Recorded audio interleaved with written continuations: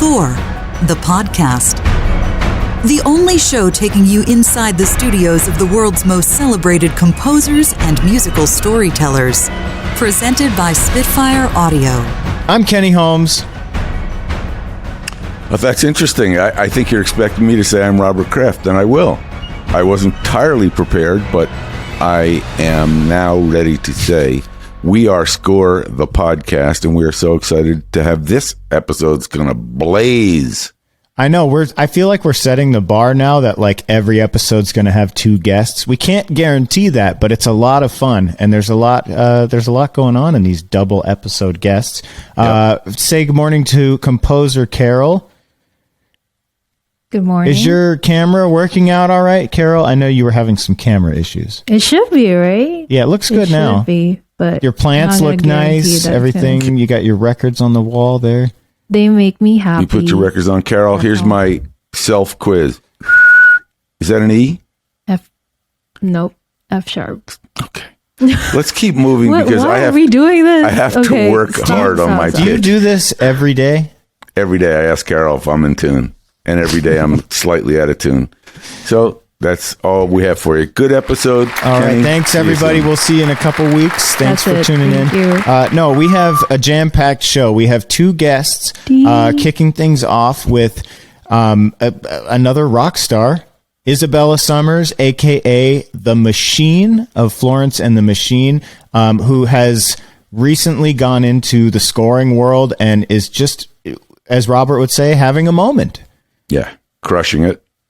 I think there's 4 shows on right now as a composer, and can't wait to talk to her.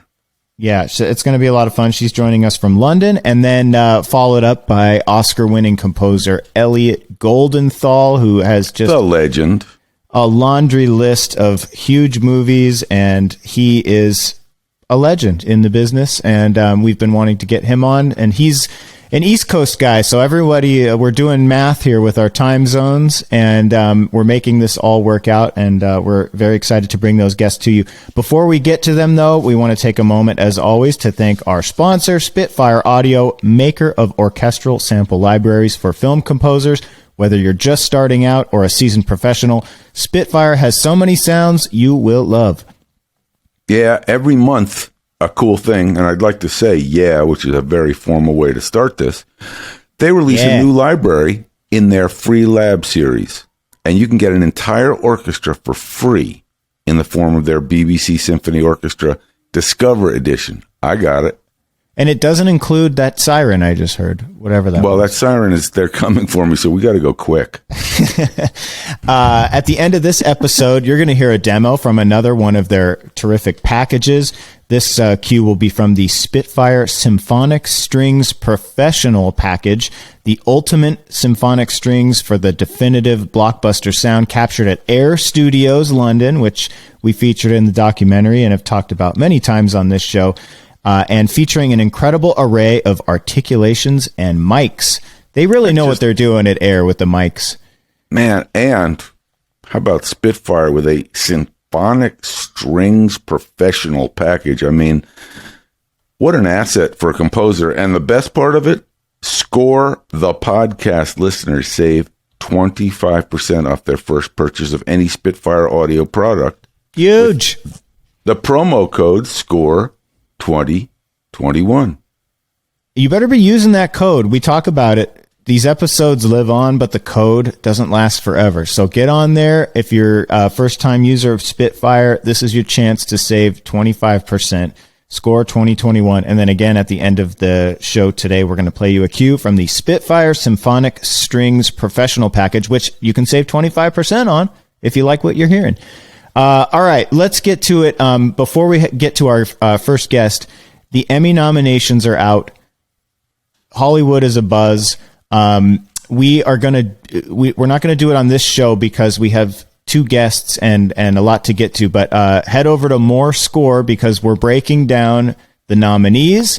We're making predictions. Robert, you have a bold prediction here. I don't know how it's going to play out, but I'm interested to see what happens after the Thank you. Emmys actually get handed out. And Matt Schrader will be joining us as well over on More Score. If you haven't joined yet, patreon.com/morescore. Exclusive interviews, merchandise, and stuff that you won't get here on Score the Podcast. And then again, we always like to mention that when this season of Score the Podcast ends, More Score does not. So it's a year-round show. So come on for the ride. It's a lot of fun, and we're going to be getting into a bunch of stuff. You recently talked with Alan Meyerson, which can you share a little bit with our audience who, if they haven't checked that out yet, what should we know about Alan Meyerson that they should go check out? I would say that probably 2/3 of the motion picture scores that you've heard in the last 25 years have been recorded and mixed by Alan Meyerson. I don't think I have to say any more. He's probably the top recording and mixing engineer for motion picture music on the planet, and also a really great guy and a great friend. So I had a ball talking to him. Yeah, he's worked with everybody. I'm sure that the stories are just endless. So Alan Meyerson, and then Peter Rotter. Yeah, Peter's also great. And this really fills in the kind of portfolio of what any film music fan, film music professional needs to know. Alan Meyerson, you need to know who that is. Peter Rotter, he will book your sessions. He will get the musicians for you. He will make sure you're on budget and on time. And I had a great talk with Peter just about his history and about what it's like during the pandemic and now post-pandemic to put orchestra dates together. So yeah, check that out. Patreon.com/morescore. There's video as well, so you can watch it at home or you can listen to it in the car or however you get us. Same thing with Score the Podcast now. Hope you're checking us out on YouTube. All the shows are up on video as well. And we have all those links on our social media pages that you can go check out. So I think let's get to it. Let's just make it official. Joining us now, she's an Emmy and Grammy nominated recording artist, songwriter, composer. She's displaying herself like she's on The Price is Right now. And you know her music from hit shows like Little Fires Everywhere, Panic, Riviera, and Physical. And of course, she's the Machine from Florence and the Machine. We're so excited to have Isabella Summers joining the show today. Isabella, how are you? That was quite an introduction. Thank you, Kenny. I've literally waited my whole life for somebody to reel all the things off that I've done that are successful. Thank you. That made me feel better about today. No, today's been awesome. I'm really good, thank you. Yeah, God, I did all those things, guys. Yes. I mean... Oh, Robert, we can't hear you. Can we? Robert, you're muted. Hello? You're so excited. Much better. He's pushing buttons.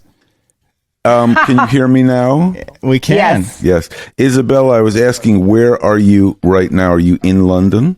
I'm in London for my sins. How lovely. Do you know what? It is. It really is. It's pouring with rain. And really?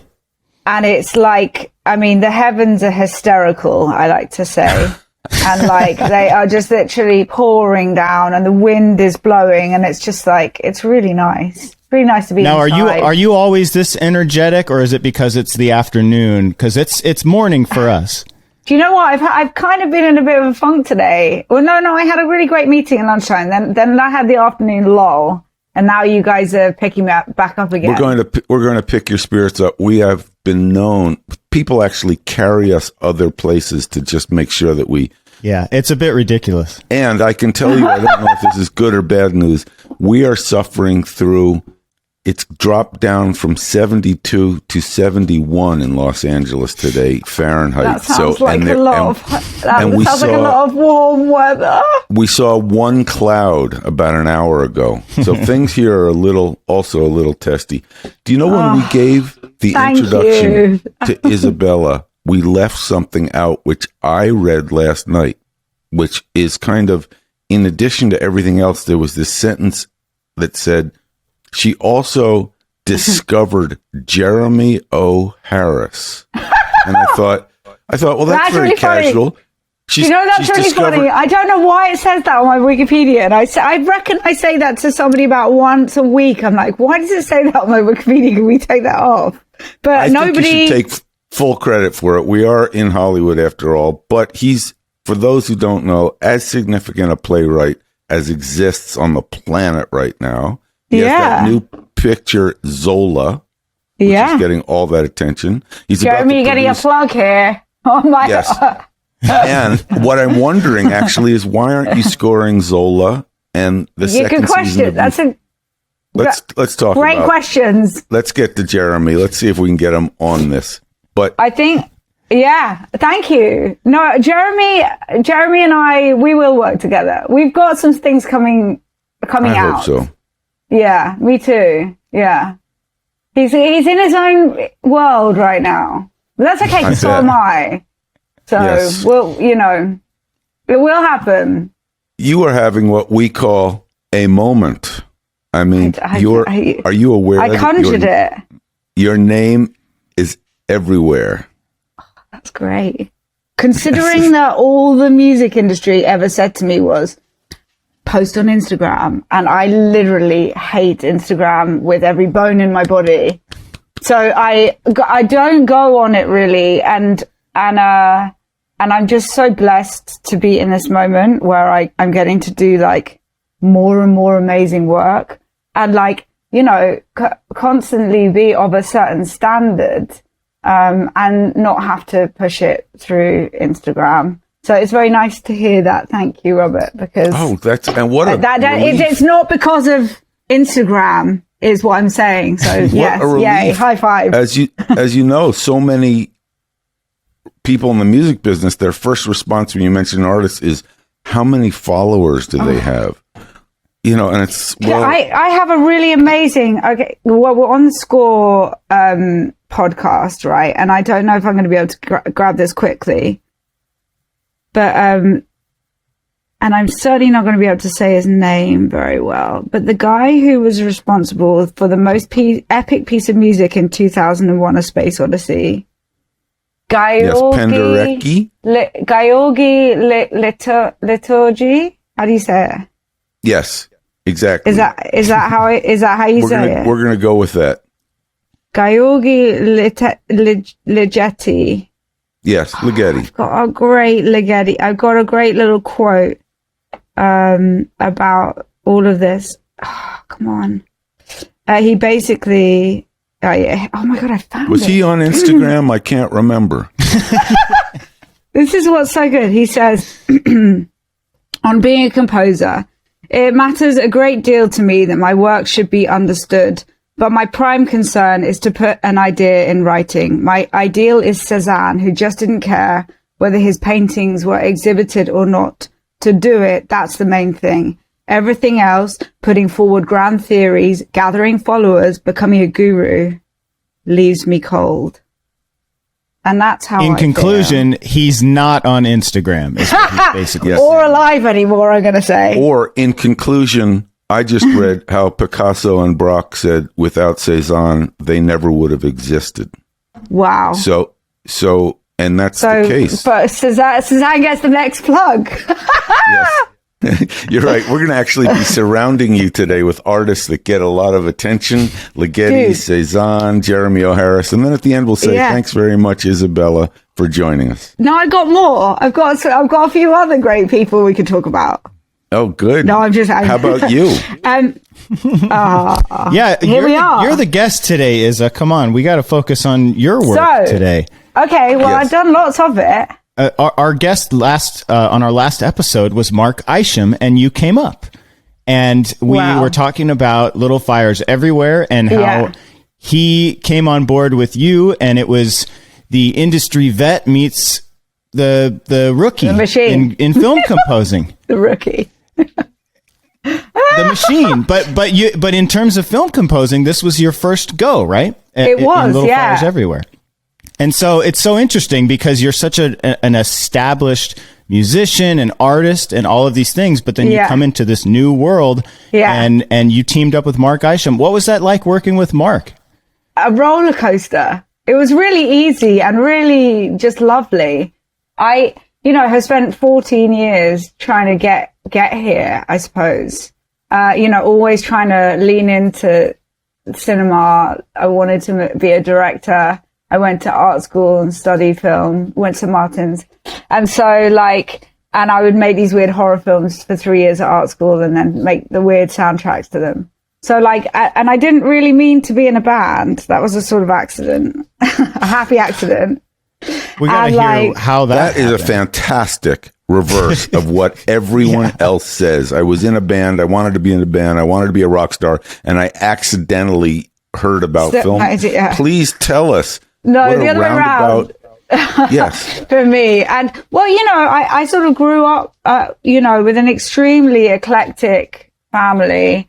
My father was a book dealer and had, rock and roll in his veins from, an early Hackney growing up in the 60s and Jimi Hendrix at the Roundhouse. And he was a huge Bob Dylan fan. And of course, Bob Dylan is known for being, having an amazingly eclectic music taste. So all of that Ouroboros of everything, flooded into the imagination straight away and continued to do so. And then hip hop sort of shaped everything because I learnt about buying records and sampling everything. And then, the famous story is that I was trying to be a hip hop producer and I had someone show me Cubase. And so I had this little studio that everything was running off like a double plug. So then at some point I bought a kettle, and if you boiled the kettle, the whole studio would short. And I'd be like, Pro Tools has crashed. We need to start again. And then music or tea, you had to pick. Yeah, exactly. It's like, and then I met Florence. I was working with a bunch of kind of anyone who had anything. I would be like, what's that? Come and let me record it. Hurdy-gurdies, guitars, my friends' indie bands. I would chop up into my MPC, all of that stuff. And then I met Florence and I was like, oh, you're a singer. Let's try and make a song. And that was how that happened. And then, of course, we did that for such a long time. And the whole time I was like, I really need to do what I wanted to do in the first place, which is cinema and, making, I love movies so much and particularly gangster films. Love that. I grew up on I love things that are kind of full of adrenaline and masculine energy and, excitement and all of that stuff. So I basically, but I also loved, John Barry's soundtracks for James Bond. So nice. So I sort of grew up with this kind of slightly excited, love all of the strings and the kind of drama and the darkness. So I basically, it actually wasn't Little Fires Everywhere that was the real beginning. It was Sam Levinson putting a piece of my music in Assassination Nation was the kind of kickstart.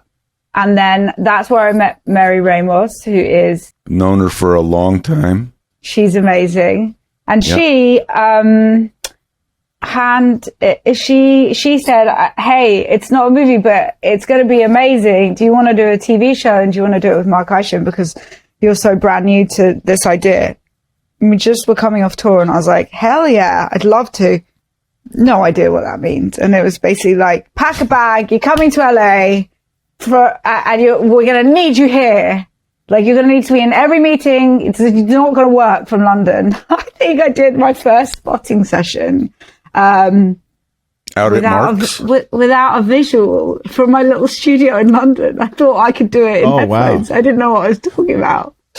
So really quick though, were you telling Mary? Did you tell her that you wanted to be a film composer? Did she have any indication of this? But she also she heard this piece of music that I'd made for Sam and was just like. And can I just ask that Assassination Nation cue?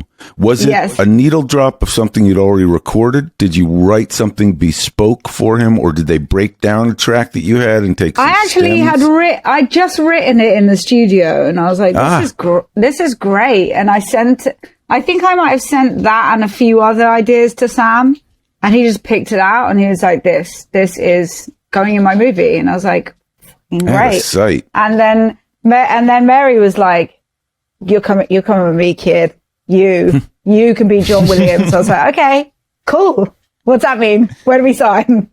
And then, she just she was just like, your melodies. I was like, thank you. Wonderful. And then of course, she put me with Isham, who is, extraordinarily, he's a veteran at this. Yes. So, it was like, go and hang out with him in Calabasas. Calabasas. Thank you. Go and hang out in Calabasas every day and get amongst it. And I was like, not too shabby. Okay. I like this new idea. I'm surprised that you didn't at some juncture, and it's just the karma of it, while you were becoming one of the world's biggest rock stars, that either someone didn't approach you from a film music agency, one of those film music agents of whom we all know, and say, hey, would you ever want to score a film? Especially with your interest, yeah. Right. Or you didn't think, let me I talk just to don't know. We were so busy in the whole roller coaster of it all that I didn't. There was it sort of towards the end. I was starting to get antsy about breaking into other things towards the end of that whole run, because there was really just no time to stop. It would be like, we're going again, we're writing again, we're going again, writing again, we're going again, and I mean, I have seen the world and I am so grateful for it. I've seen the world before the world became this world, and I'm so glad that we played every festival and, but to be able to come out of all of that and use my imagination and one set of hands to do all the things that I was doing, but literally that don't require a huge army of people to get you anywhere or anything, has been the most amazing thing of all time. And do you think you will be balancing in this new world? It's 24 hours in a day. Do you see it being 12 in the studio, producing records, writing records, being a pop star, and 12, then I guess you take 30 minutes for tea and business. I was going to say, there's no sleep time there. Wait a second. 11 and a half hours scoring Star Wars 9 and, Born Supremacy. And do you see yourself I think dividing? the second half of that. Yeah. So then is Florence scared right now? That's what I'm wondering. Another plug. Well, I mean, let's put her in a box over there for a second and go back to. She can go in the box over there, and I mean, I just in this moment right now, I feel extremely free to be, able to jump onto anyone's, whatever it is that they're into. TV or film, and I'm able to kind of get into their headspace too. So it's just been one amazing opportunity after the other, and they keep coming. So I want to know. That's where I'm. Those 12 hours of scoring Darth Vader dying, that's what's exciting right now. You know what I mean? Different. You mentioned that you always wanted to do it. Then you had this 14-year detour. Hacienda. Now suddenly you're doing it with Mark, and you did Panic. And you have Physical. Riviera, you wrote that, and you have the new Physical out. Is it different than you imagined? And are you learning film scoring and things about it that you thought, wow, I never realized it was this, or that I had to know this? Are there aspects of it that are surprising? Yeah, the fact that I'm so capable of it, I have to say. That's I beautiful. can't believe it. I just am getting, I always, I've got this skill somewhere within me where I feel like, people will become my weapons and I sharpen them. And like, I don't know how it is. I think it's just from I was born with this kind of like encouragement thing. My mum's got it as well. And, I've just been given the space, the time, the freedom, and like the encouragement to do it. And with each thing, I'm just getting better and better at it myself. So having spent a long time like investing in, Jeremy, just write a script, just come with me on tour and just sit there in the corner and write a script, or like whoever, write that song, or you should do this, or you'd be really good. I'm now able to just kind of like stop for a second and just like, through learning like and loving it, I'm just getting better and better and better at it. And now, great. Things that like I would before go like, how the hell did they make that? Like, I'm now able to sit and kind of try and figure it out for myself, and then actually go like, what? That's not a bad take on that. Do you have different gear for film scoring than you do for making records? I mean, do you have like a big monitor now in your studio? And yeah, I've got 2 monitors. I've got, the same sort of selection of gear. I've got endless plugins. But I use things in a different way, I suppose. But I was always like more and more like, what's that? Let's have 10 of them. You've got a violin. Can you record me this? Like, I've written a strings part, but it sounds shit on the keyboard. Can you try, have you got half an hour for me? Like, always hustling with whatever anyone. Still, I'm doing it from my desk all day long. But now it's with orchestrators and, so exciting. Like, and it's so fun. I've got a few orchestrators, and just like learning how to kind of like write for an orchestra is a whole thing that I never would have. But then I suppose I've been doing it the whole time, but not really. Kind of. I'd listened to sometimes of my demos that I wrote in the very beginning, and I'm like, that's so good, and it's got like orchestration in it, but I didn't know then what I know now. Kind of.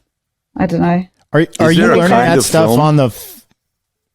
Sorry, I was just going to say, are you learning that stuff on the fly? Are you taking classes? Like, how do you just come into that and start learning? It's just like lightning bolts. There's so much to listen to, and I get so excited by all of it that like, it's just like, for example, but I still just love rap music so much. I got completely sidetracked by Tyler, the Creator's record. I don't know if any of you have heard it. It's right. It just came out. Oh, good. Yeah, it just came out. And I just dropped everything. I was like, oh my God, I'm scoring my first movie. Is that as cool as Tyler, the Creator? I was like, I'm such an idiot. And then I just drop everything and go, all I want to do is like break down how Tyler made his rap record. I know all the words. But the brilliant thing is you will bring that sensibility to film scoring too. That's exactly it. Very valuable and very in demand, which is someone who doesn't just understand, didn't just go to the Royal Edinburgh Academy, with all due respect to some of my great friends who went there, but don't feel rap or rock or electronica, but to have someone that understands both. Yeah. Very valuable. Well, I always said that, like, listening to hip hop, there's something really important about, and this is what the same thing that I applied to Florence the Machine in the beginning, and I still do it. It's like, if it's on a loop, if you want to hear it on a loop again and again and again, it gets you in that loop, then you've got it, you've got the magic there. So like whatever that might be. And so, obviously composing takes you here and there, and emotions and feelings, and of which I can relate to all of them. So like, but I think that like, it's interesting when you listen to Tyler's record and then you listen to and then that took me on a Wu-Tang journey, and I was listening to, now I'm listening to all the bells behind all the, the words and the drum loops, but then you're hearing the melodies, the drums, the guitar things that are just one note. If you put that over the top of something, it takes a whole nother. That's so great. Sheen over the top of it. Yeah, it's What fun. are you learning? or what is film scoring allowing you to do that you weren't able to do in your artist Yeah, career? you know, like, I think that it's the regiment of television and like the being a part of a pack of wolves that are all like hunting, like getting to the same place. It has been so, it's been such a useful lesson. There's no time to think, oh, is this good? Like, oh, is anyone going to listen to it? Like, I don't know. Like, there's no time for that. You just have to lean in, do your best, then talk about it once a week with everyone, which is slightly nerve-wracking. And then you get your notes, and then you either smash it or do it again and again until you do get it, or like, or just get that, you know, it's really nice to be a part of something where there's an end date and like a deadline. And like, I think that's been extremely helpful for me, my momentum. Just like some days I've been, in this pandemic, I've been at my desk at 7:00 in the morning and there till 2:00 in the morning, just because of the demand for like me going like yes to everything. Scoring 2 TV shows back to back with everyone like needing it. Where is it? So I think that, that all of those things have been that's been so useful to me. And like, I'm making a record. I've been making a record for a minute now, and it is a machine record. And like, I gotta make sure I don't drop the ball on it, because it's just so easy to get into other people's like worlds and go like, I'm scoring this and it's the best thing ever. So I guess like I still need to kind of like, I am applying that discipline with my own record, but it's funny how like, I don't have the same, I have great support for it, but like, I just wish people would be a bit more school teachery with me and give me a deadline, because for me, I'm like, I want to fucking get out this year. And then the label will come on board and be like, well, that's a great idea, but we think we're realistically, I'm like, no, don't slow me down. We're going. Feel like, so you like the deadline. Yeah. Love the deadline. Deadlines are deadline. great. It's so wonderful to have a gun at your head, literally, to say you have to have it in. Can I ask a really silly question about time zones? Is it easier when there's deadlines? Do you feel it's easier to be 8 hours ahead of us in LA? And do you get when you're at 7 a.m., everybody else is kind of 11 p.m. the night before? And it's actually I find it great, because what happens is I'll wake up in the morning and I'll have all of my things from people, and then that can sort of help the day, you know, help dictate the day. And then equally, like when you guys are sleeping, I can fill your inboxes with all the things that I've been doing in the day. So it's kind of like, you know, there's some gifting going on. Sometimes spotting sessions. Yeah, exactly. Sometimes spotting sessions, you know, on a Friday morning for you guys is my Friday night, but whatever. Well, I mean, what does anyone be doing on a Friday night anymore? It's interesting that your first, you know, group of projects, it's not like all the same type of music. Like, let's get Isa, we know she can do this type. Like, they're completely different types of music. And did you do that on purpose? Like, did you want to give me the most random genres of music, because I want to show you what I can do. Kind of. Well, you know, I thought that has actually been the biggest problem for me in the music industry. People didn't know what to do with me. They're like, get in the box. I'm like, what box? I don't fit in the box. Like, and they're like, you have to be one sound. And I'm like, I don't know what that is. I do this, and then I go over here and do that, and that's really fun. Now I want to try that out. And so, it's just, so I can't say enough what a blessing it is, to be able to score for other people, because then they go like, right, we want it to be like synthwave. And I'm like, sick. Like, get the Virus TI out. Let's just make noises on that and do this.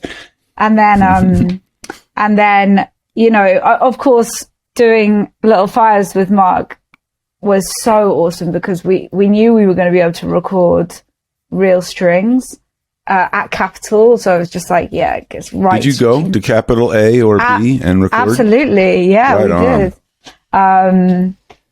which was, it's just like such a like, what is going on still at that moment that I don't think I really, I took it in, but it's just like, everyone else knew what we were doing and loved it. And I was just like, this is amazing. So, going in like to this, like that was such a huge blessing. But then of course, then you go like, oh, well, there's no budget for strings. So we're going to have to find a way around string sounds. So like Panic, they kind of, it's all about the storytelling and the filmmakers, right? So like you kind of, it's just very collaborative and like understanding what they've been listening to, what they've been writing scripts or like, and this is, you're really the last person. Actually, I'm finding now that I'm moving into the film world, you're not the last person, but definitely with TV, everything else has been thought out till it gets to you. And then there you are, like, so they already, so with Panic, they knew what they wanted to a certain extent. And Physical, is set in the early 80s. So, but, we were tailing off, the 70s as well. So, and the character Sheila progresses as the time goes on. So like that, it was really fun to go on that journey musically. And then, so. Can you explain why you said in the film world, you're not the last person, just so in TV, there's always this deadline that's going to go on the air, but in film often, they say the composer's the last writer on the film. So, well, I guess that like I suppose that I'm doing things remotely, but actually like people are hungry for music as they're working on things at this moment. And I had a meeting today and the guys were like, it'd be really helpful. Like the music that we're listening to is helping the way that we're shaping the story. That's so great. Can you get, and I'm like, just send me what you're listening to and like, let's get into it. Let's get it on. Yeah, exactly. What film is this that you're talking about? Well, actually, I'm scoring a movie. Not at liberty to share right now. One, I'm not. Name of the motion picture. One, I'm not. But one is a movie called Cool Jane, which is directed by Phyllis Nage. Sigourney Weaver is in it, and Elizabeth Banks. And it's going to be it's beautiful. It's been beautifully made, and it's a serious subject. And are you scoring solo? It's 1968 Chicago. So we've been listening. I don't know if I'm allowed to give too much of it away, actually. So I'll shut myself up before then. That's good enough. But yes, are you scoring it by yourself? Yes. Yes, sir. And will it be electronic and acoustic and orchestral, or you haven't decided? No, I don't think there'll be electronic. So it'll be acoustic. And Fabulous. I'm going to try and, Can't wait. Yeah. So you've now scored with Mark Isham. You've scored with as a collaboration. You've scored with Brian H. Kim. Yeah. Which is another collaboration, and then you've scored solo. So I'm curious what your take is on working with a partner and working solo. What do you prefer, and how does one benefit and one with the other? It's obviously really nice to have the cushion of someone else to kind of lean on, especially in those first moments of not knowing what I'm doing.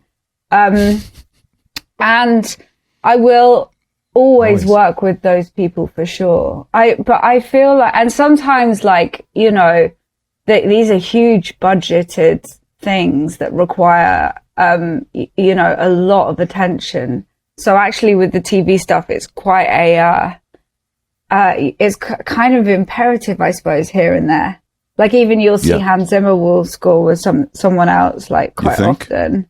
But I'm very happy to be doing things by myself.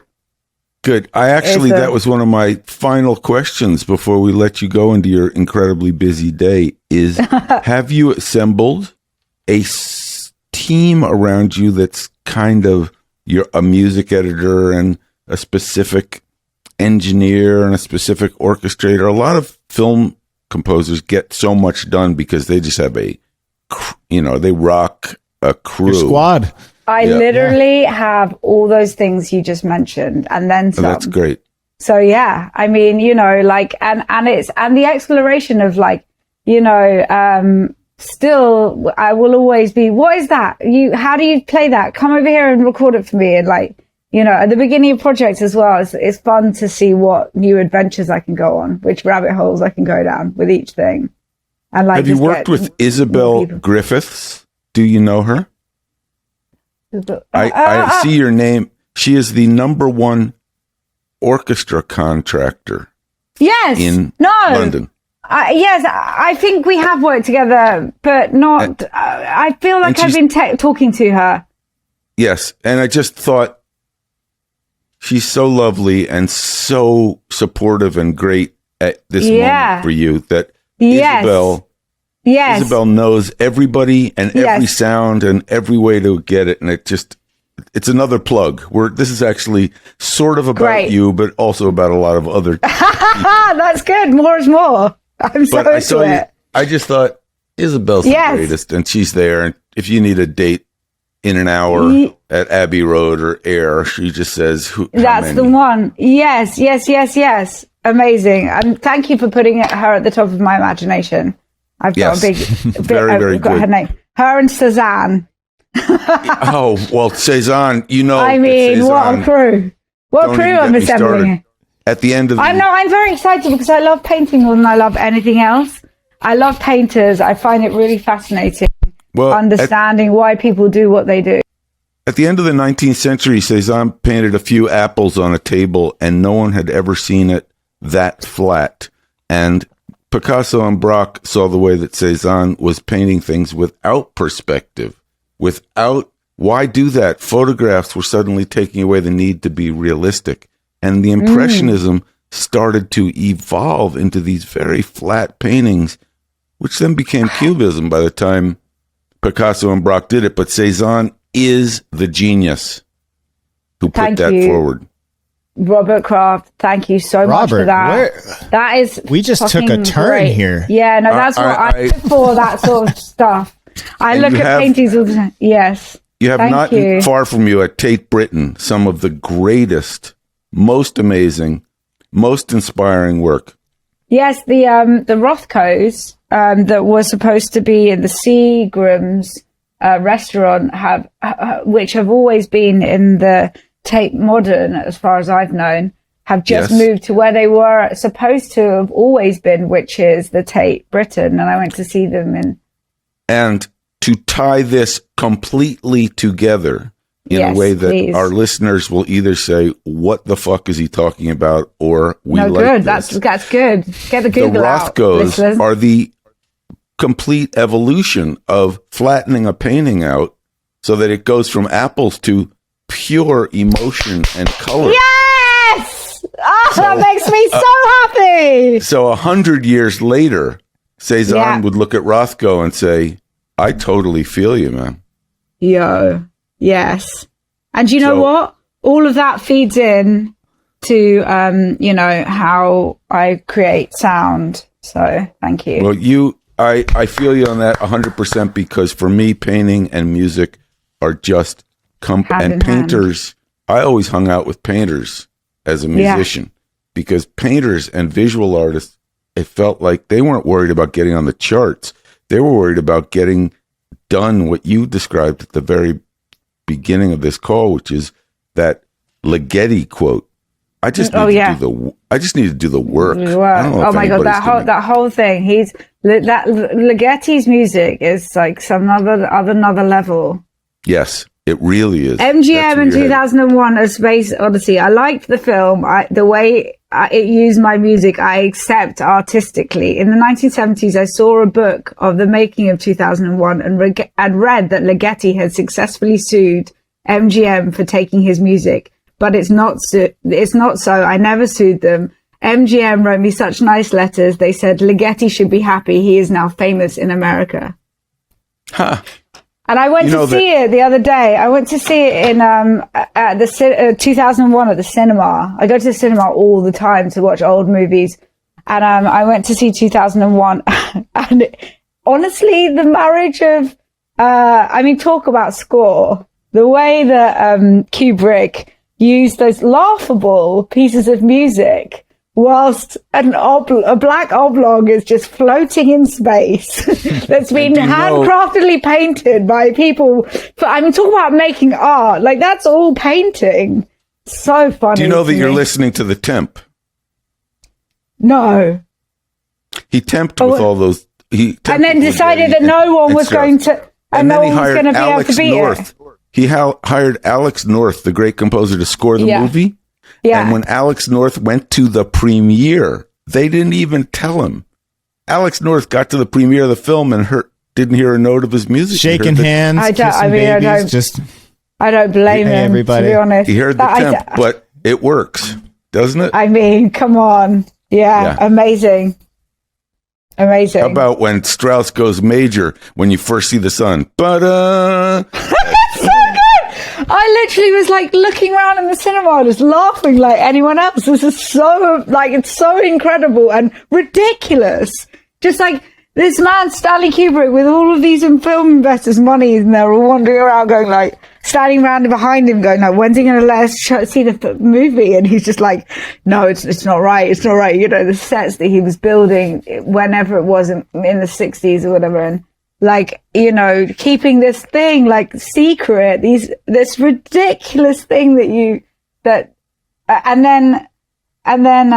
it's just so funny. It just reminded me, and I realized what I wish for you and for every composer is the opportunity ahead to work with a director, of which they are few and far between, with all love for directors that really understand music, of which I've had the great opportunity to be next to that handful, and also embarrassedly the hundreds who say, what is that? And you say, well, that's the snare drum. You know, we have a 2 and 4. We have can we change the tempo but keep the rhythm the same? And do we need snare drums? I've never really felt that but then you get next to Ang Lee or Ridley Scott and they say, I'll tell you what works and what doesn't, and you learn from them. And Kubrick, can you imagine Clockwork Orange, all those pictures, how he used The music? Shining. Oh. The Shining. Another one that I saw. Thank you. I was going to keep going. Just a great director, because they sometimes see things in pictures that are great. Coppola with The Godfather, Coppola with Apocalypse Now. I saw in the cinema. That's ridiculous. I mean, and you know what's really interesting? This is a fun story. Because I started off sampling everything from vinyl.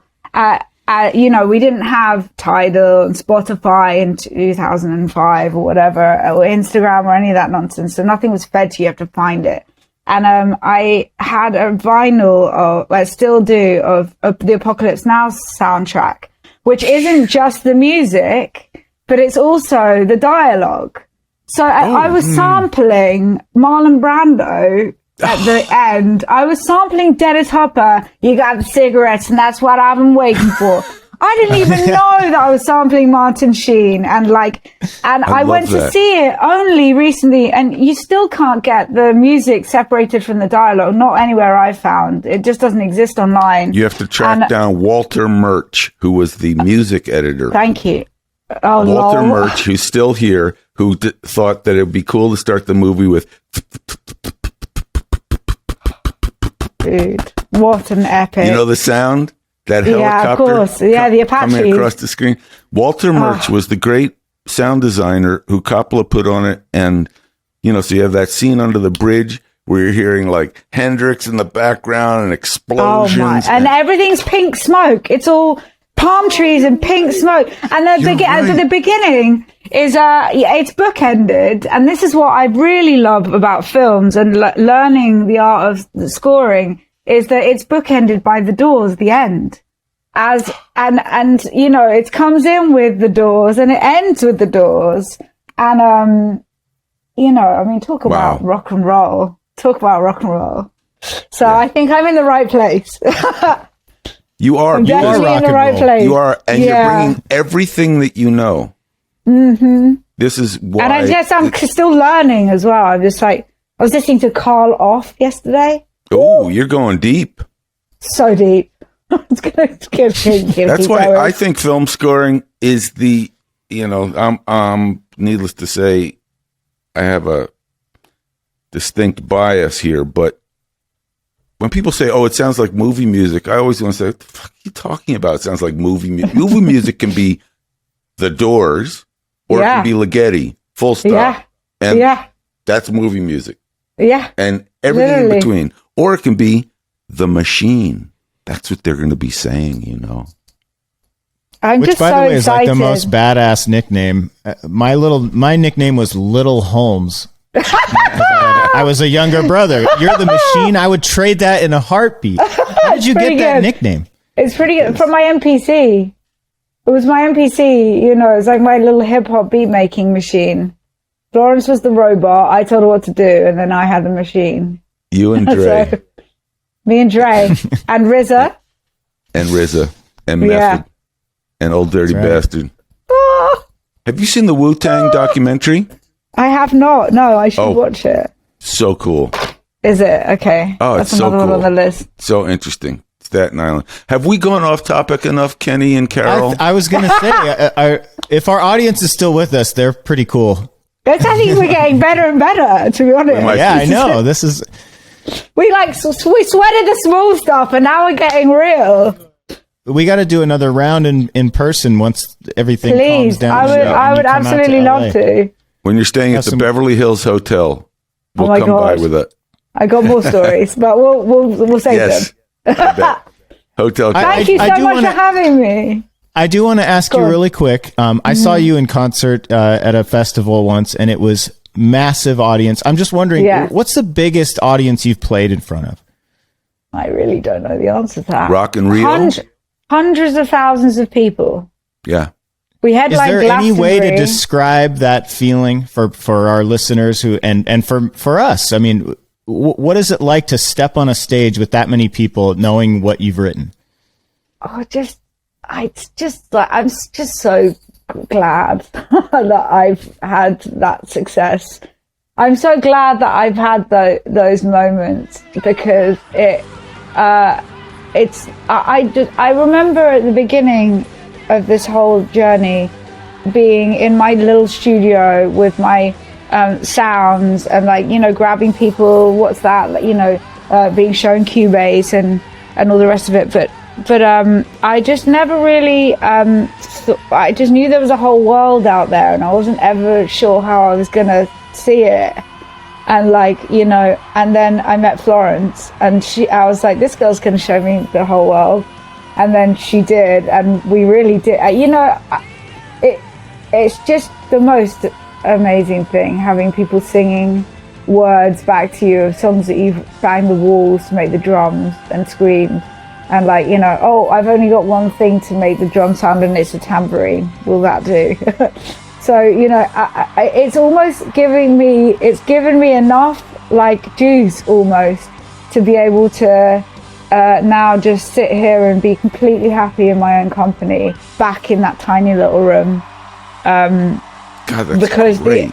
the exploration of the understanding now of cinema and the way that I'm getting to kind of understand, now that I'm making pictures with people,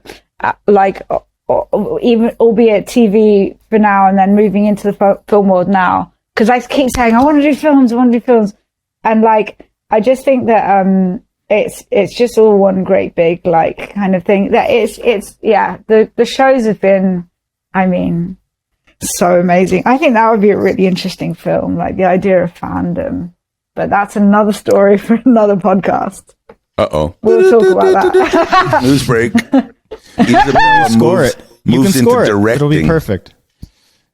Eventually will. Eventually. Next But career not will yet. be finally directing. Will be, all eventually. the way around. You Kenny? can go John Carpenter style and Yeah. score Score directly. your own film. He was the whole reason that I was that. Yeah, that's why I made horror films at art school, And that's I so was great. like, the light motif came from John Carpenter because he had the 3 notes, and those were the 3 notes that you would like. We're gonna get this just episode keep to it him. simple. Yes. Well, Isa, thank you so much for taking Guys, the time. thank you so much for and having me. We're so What a pumped for joy. you, and your energy is infectious, and I'm sure everyone loves working with you because this has just been a lot of fun. Thank you so much. I hope everyone watches movies in a slightly different way now. Because Yes. it's all about this. It's all about the music, or the lack of. Do we want to get Isa to say you're listening too? Well, first we're gonna take a break. Coming up after the break, we have Oscar-winning composer Elliot Goldenthal right here on Score the Podcast. Stick around; we'll be right back. Hey, it's Matt Schrader here. If you like Score the Podcast, you're going to want to check out More Score, our new Patreon show for Score superfans. What's Patreon? Well, it's a website and an app that lets fans crowdfund the type of extra content you want. And now, More Score has it all on video. You can listen or watch right on the Patreon app. More Score already has the life stories of people you know, like Kenny and Robert from Score the Podcast, as well as bonus features, hangouts, and yes, original interviews, like Carlos Rafael Rivera from The Queen's Gambit on Netflix. Did you know he had to throw out his score and start fresh? More Score gives you insight into the film score world, and it's a beautiful addition to those of you who just can't wait for another episode of Score the Podcast. Best of all, More Score is year-round. No more off-season. Go to patreon.com/morescore or download the Patreon app and search More Score. Hi, this is Nicholas Bertel. You're listening to Score the Podcast. And now, let's get back to the show. Welcome back to Score the Podcast, presented by Spitfire Audio. I'm really excited about our guest today. He's an Oscar-winning composer of films like Frida, Batman Forever, Batman and Robin, Alien 3, Interview with the Vampire, A Time to Kill, Heat. There's so many. We could go down the list forever. Elliot Goldenthal, thank you so much for coming on the show today, sir. Maestro, how are you? Excellent, thank you. Elliot, I have an important question for you just to kick it off. Where are you? I'm in the basement below sea level in Martha's Vineyard. That's very nice. Ooh. I've been here since last August. Wow. And what, just for those of us who I haven't been off the island, who care about this, first of all, that's amazing. No island fever yet. Can you tell me, as someone once said to me, you've rented every house on Martha's Vineyard, Robert. What neighborhood are you in? Just so we know. And Our audience is going to really love this question. yes. I'm in Squibnocket. Squibnocket, how beautiful. That's there's some beaches there that we used to, Black Sand and Blackstone Beach and Stonewall Beach was one. Stonewall, Stonewall Beach. That's great to know. And what a great place. I wonder, is it inspiring musically? Well, where I am is on a bluff. So if I look out, I see the Atlantic Ocean. If I look behind, it's forest and scrub oaks and lots of ticks, I suppose. Yeah. So, but it is inspiring because it's exposed also to the heavens. So I see the sun and moon in positions relatively to the season. I see the planets. I can pick out like 4 or 5 of them, and it's majestic to see especially the sunrise. When I walk away from the sun, everything is sort of like indigo colored, and it gets lighter and lighter. And when I turn around, you have these amazing reds and fiery refraction of the atmosphere. It's just amazing. Growing up in Brooklyn, New York, and Manhattan, all those obscured by buildings. I kind of see police cars reflected off the other people's windows. That's my astronomical reference. Is there a Squibnocket oratorio? in our future? That sounds good. It's good. Just fun to say. Although I did write a symphonic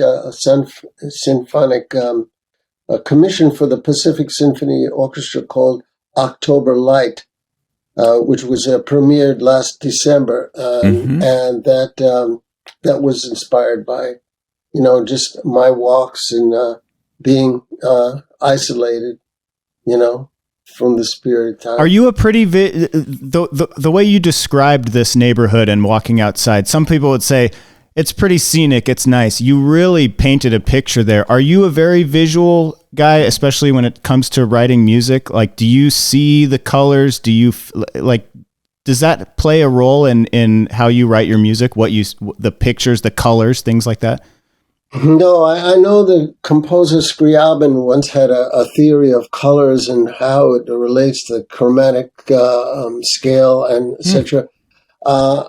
He once wrote a piece called Poem of Colors, a symphony of colors. But no, but I'm very, very, my work habits are, I start at around midnight, and then I work until 6, 7 o'clock in the morning. So I take breaks like every 3 hours or so, or 2 hours, and I take walks. So I'm very sensitive to the way the heavens look, and the subtle changes of color and planetary rotation. It's just amazing. First of all, your circadian rhythms are really interesting, not unheard of, particularly for musicians. I know someone else that just won't. Yeah, I don't know why, but that's. Hans is like that, and Quincy. Oh, Quincy! I know Quincy well. Yeah, we talked about that. I think when you're a social person, and I enjoy people very much. At one point, you have to. It's like a drug. You have to get away from people and crawl into your own space. And I was that way my whole life, where I disciplined myself into going in my own corner, so to speak, and compose after my friends are asleep. Other than my friends in New Zealand and Australia. Right, they're wide awake. Are you a light sleeper? Do you crawl into bed at dawn and sleep 8 solid hours? No. I wish. I'm averaging these days about 5.5, 6 hours. 5.5. That sounds about right. But of course, I adjust professionally. If I have to show up in the morning at 9 o'clock in rehearsal, I have to do that. Yeah, I bet. Or call those turkeys in L.A. who want to have a meeting and. Well, Michael Mann used to have those meetings at 7 o'clock in the morning. Terrible. But Batman Forever was a tough schedule because it was a reduced time period I was composing, and it was like nearly 14 minutes of scoring every day. Impossible. And so after the scoring session was started at 10. Before that, I had to work with the conductor, brief him, Jonathan Sheffer in this case, and then you have the meeting with the director. In that case, was Joel Schumacher. I miss him, and then you have to meet with the brain trust of Warner Brothers at that time, and then have dinner, and then go home and compose for the next day. And the copies show up at 5 o'clock in the morning. So you're on that, it's busy. a busy schedule for nearly a month and a half. Was that the first time? This is a double question. I mean, I first of all, I've had an Elliot Goldenthal festival this week. I literally have been just enjoying an incredible variety of music that pours out of you. Truly hard to pin down. This is the Elliot Goldenthal sound, which is such an asset. That may be a separate topic, but it's really interesting to see the variety. Was that Batman picture the first time you worked with Joel? Because he brought you in, I think. Is that the one that came in second? Yes. No, I didn't hear the second part of the question. I just wondered, did he bring you in? He brought you in to replace someone, I believe. That's why you... No. I replaced someone in Interview with a Vampire. That's the one. Sorry. Yep. And Neil Jordan called me up and he said, you have 3 weeks to do the score. Are you up to it? I said, full orchestra? He said, yeah, full orchestra.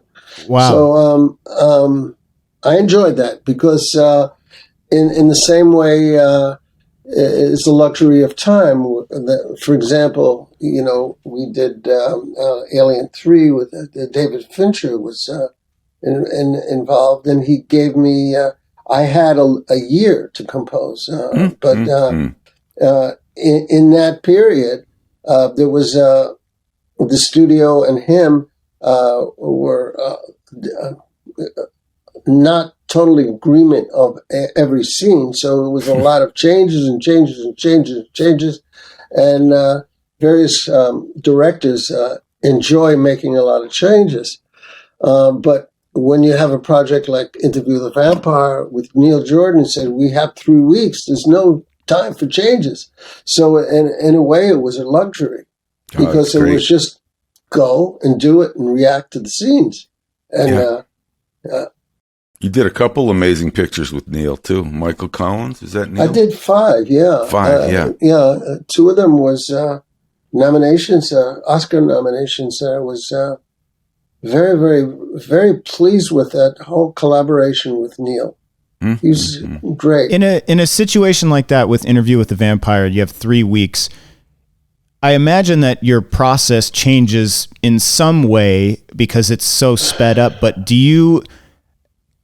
is it the same approach when you sit down and you know that you have 3 weeks versus a year? Like, how do you speed that type of workflow up that much? That's such a crazy difference amount of time.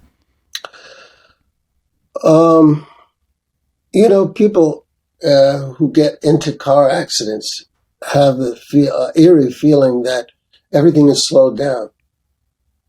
The events that leads up to the impact is slowed down.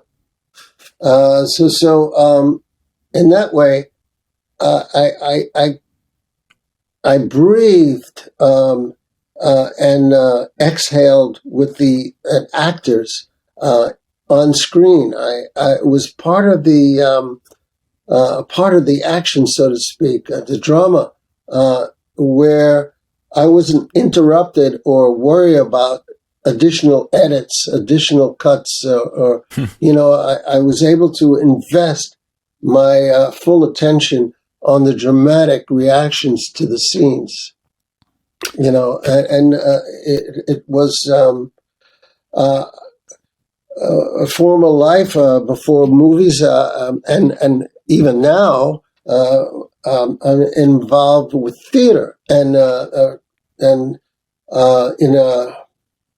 in the beginning, my 4 or 5 theater pieces were improvs to what is happening on stage.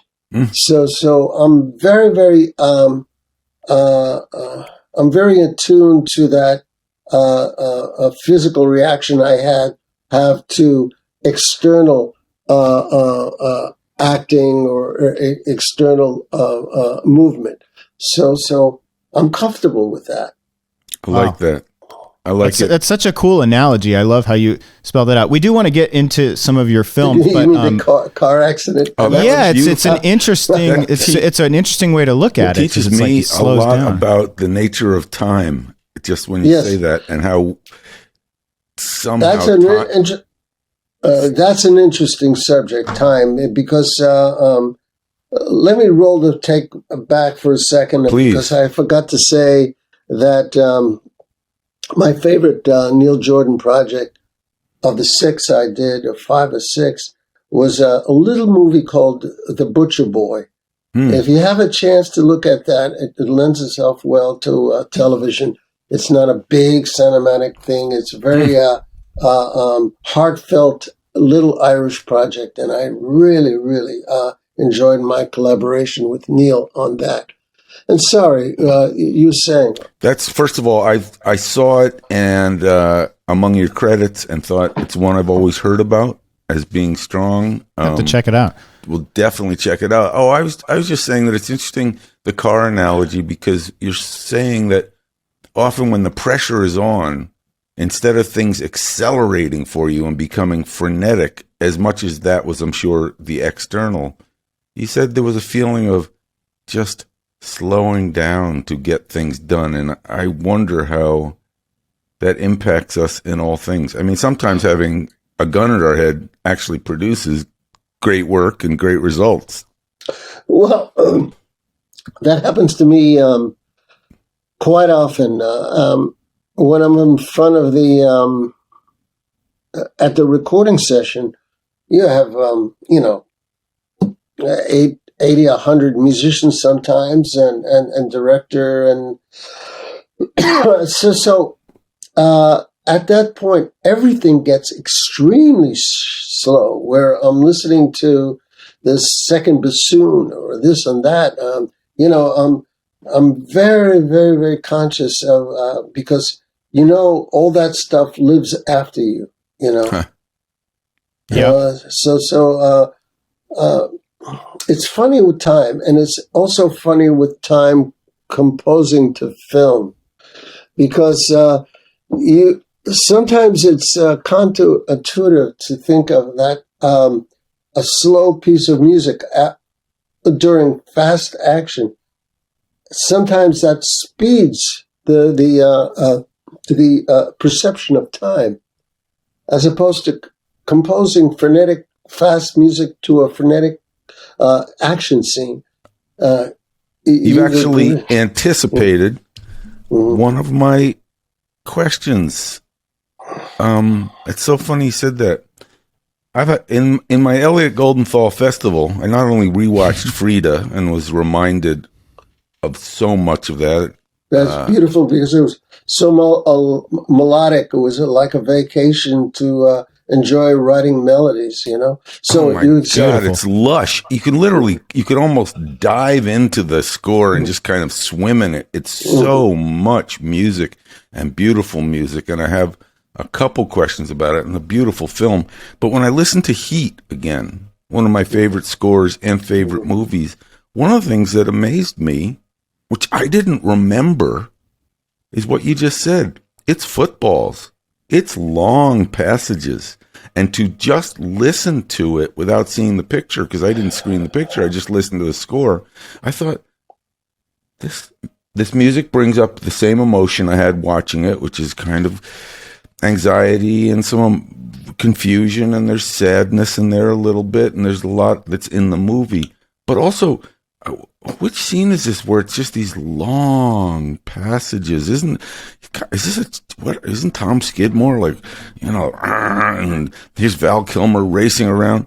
I couldn't figure out why they were long legato passages in Heat, or where they were. I thought the score was frenetic, and it wasn't. Well, it has a frenetic moments. If the tune on the album anyway is called "The Heist," yeah, and then it starts just as you say, long sustained notes, and that was establishing Los Angeles with Michael Mann-esque, lights of Los Angeles, and then when it starts the actual machinations of the heist, it's almost a heartbeat subwoofer thing that gets going, and a string quartet is playing. Started out being nervous, and it gets to frenetic. But to your point, Michael Mann was always very, very helpful and instructive, pointing me out of these really cart chase things and stuff, and just play something sustained over it, and let's see the reaction. And all of a sudden, it starts to work, and is many scenes that supports what you exactly is saying. And when we did also Public Enemies, Johnny Depp and blah blah blah, and he had the same reaction. He's very, very, very keen on that approach. I think he was even keen on that approach in Miami Vice with is a television approach as a producer. It's the director. confidence also of a filmmaker who says, it's the less experienced filmmakers that think, I gotta amp this up. I might not have done it enough. But I'm just guessing that Michael Mann knows the rhythm of the picture and the solidity of what he shot doesn't need the composer to gas it up. It works, and it works. I mean, I thought the music was faster than it was just because listen to it again. You'd be surprised. There are a lot of fast scenes and a lot of exactly how you describe scenes, but and Michael Mann doesn't lack for confidence, and he also had a lot of power, and that helps, because he doesn't have to go back to a parliamentarian kind of situation when he finishes something. It's done. A luxury. Yes. Elliot, we like to go back a little bit and talk about how you became what you are as a composer, as a musician. So you grew up in New York? I grew up in Brooklyn, New York. Brooklyn, and your parents weren't musicians, right? My father was a house painter, and my mother was a seamstress. So were you? But they loved music. Obviously not. It was always music playing, and very good music, But so they listened to a lot of music, but you weren't exposed to like musicians as a kid. What do you mean a kid? When does a kid start on? When does a kid stop? That's a great question. Age-wise, yeah. I know philosophically it can last forever, but you're referring to what? I guess I just mean in your childhood, growing up in the house, before, like in grade school, were you playing musical instruments at this time? Were you a kid playing out in the street, scuffing your knees? What was your free time like as a kid? Well, I played piano because there was a piano in the house, a little spinet. And when I was 12 years old, I got a trumpet as a gift from my father. He got it in a pawn shop. So that really, really helped me because I was playing in community bands and community orchestras and things like that. So, you sit there where everyone else is rehearsing, and you're listening to stuff, and you take it all in. At the same time, I grew up in the world of jazz and rock and roll and stuff. I had my own band, a blues band, and I was lucky enough at 14 years old to attend the Woodstock Festival with my older brother. And I was really lucky to have. My mother had 3 boys, 9 years apart.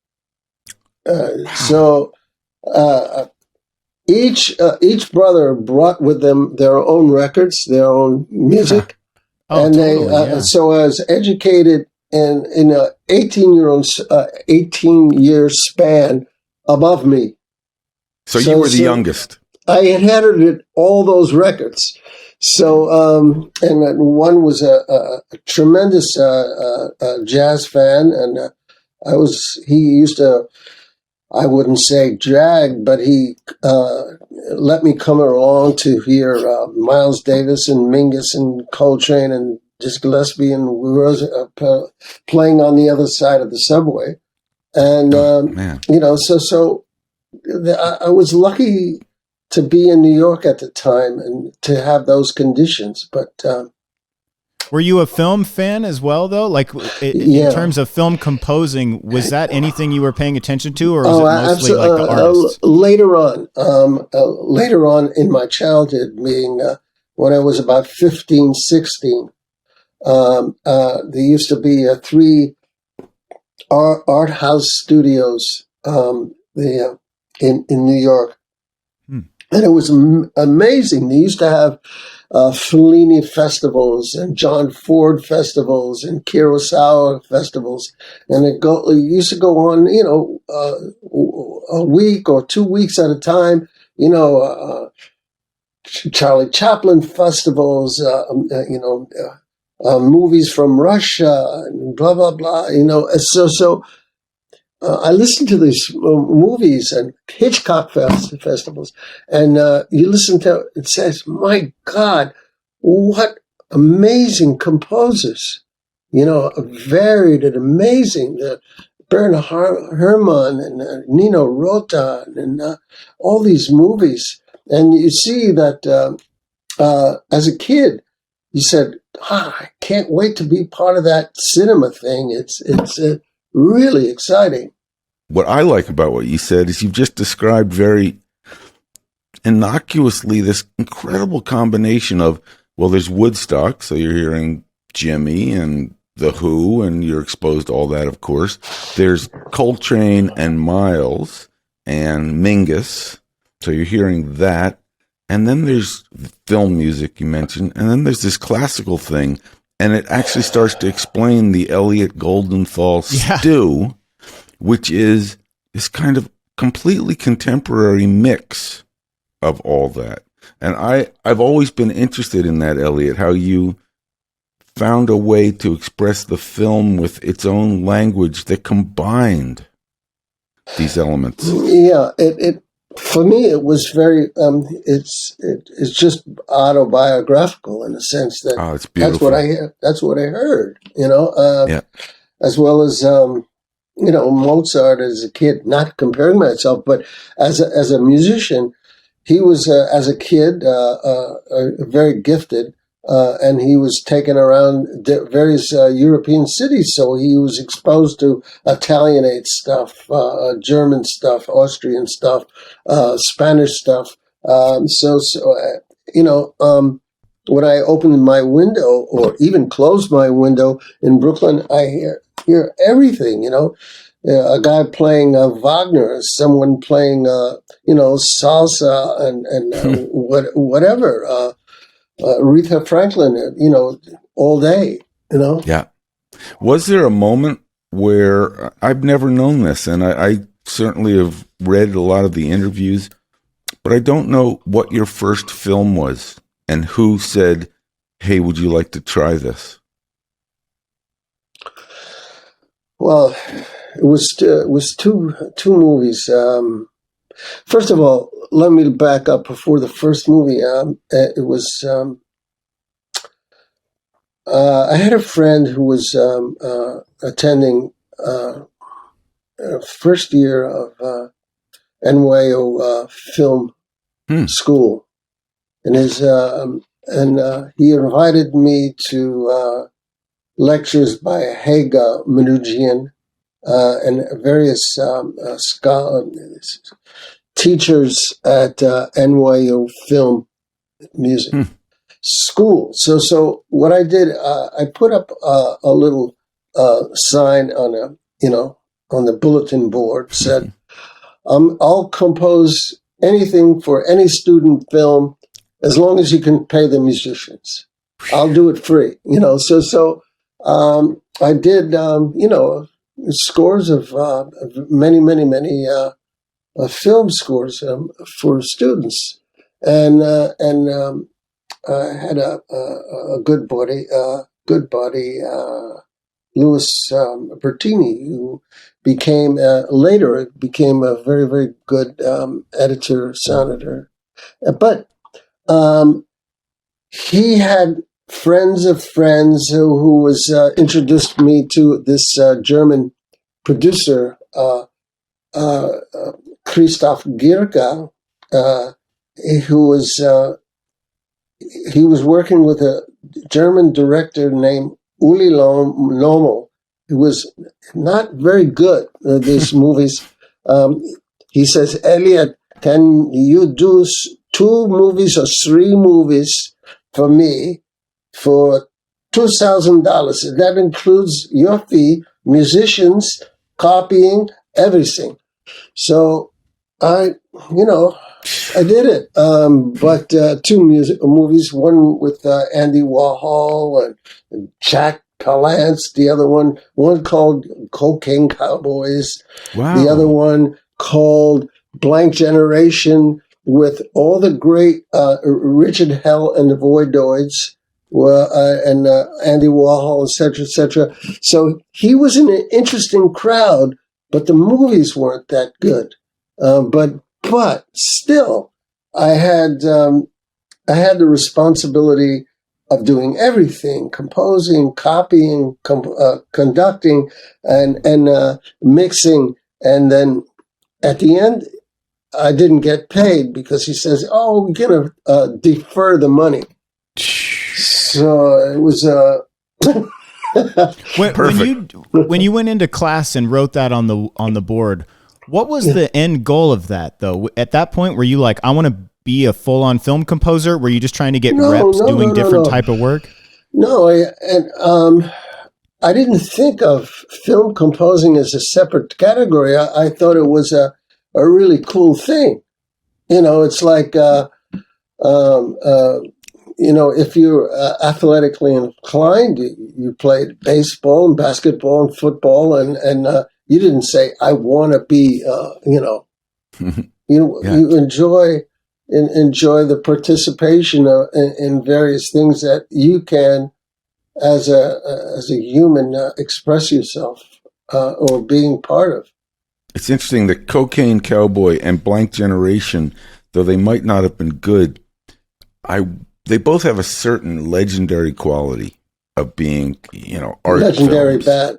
Yeah. Yeah, legendary bad, but sort of they have captured moments. It's funny, Cocaine Cowboy comes up in Midnight Cowboy. That and Warhol, and he was jealous. There's a scene in Midnight Cowboy that's a big party scene, and Warhol felt that, it was ripping him off and vice versa. But did it give you the reputation of being somehow allied with the avant-garde? In other words, suddenly you end up doing these huge Hollywood movies. But I imagine somebody thought, oh, he's those early movies, like it was 1979, 1980, and that was a separate lifetime almost. That was the crowd I was kind of stumbling around with was downtown New York, avant-garde, quote unquote, artists and the musicians, and I wasn't part of any clique or anything, but I was kind of on a first name basis, kind of on the periphery. But then it took like 10 years before I did Drugstore Cowboy and Pet Sematary in the same year. I forgot which one was first. Gus Van Sant and Mary Lambert. But that came about in an entirely different way. That came about through theater. I was doing theater with my wife, Julie Taymor, at the time, and still are. But we did a piece called Juan Darien, which is entirely in Latin and Spanish. And it was, at the time, it was at a little church in West 46th Street in Manhattan. And it got a lot of attention. And it won the Obie Award that existed, the Village Voice thing. And so it had a lot of attention of directors and film directors going to the production. And I was was introduced to my work in the theater, and they became curious. And my classical teacher, John Curiano, who I studied with for 7 years, and I parenthetically knew since 1961, when I was a little boy. He came from the same neighborhood in Brooklyn, and he said, "You have to meet this guy, Sam Schwartz, this agent." And he, Theater Works, John Curiano, and everything kind of was a stew that led up to Drugstore Cowboy. Was such an interesting story because Gus Van Sant asked Sam to send him my music from the stage piece Juan Darien. Mm-hmm. He listened to it.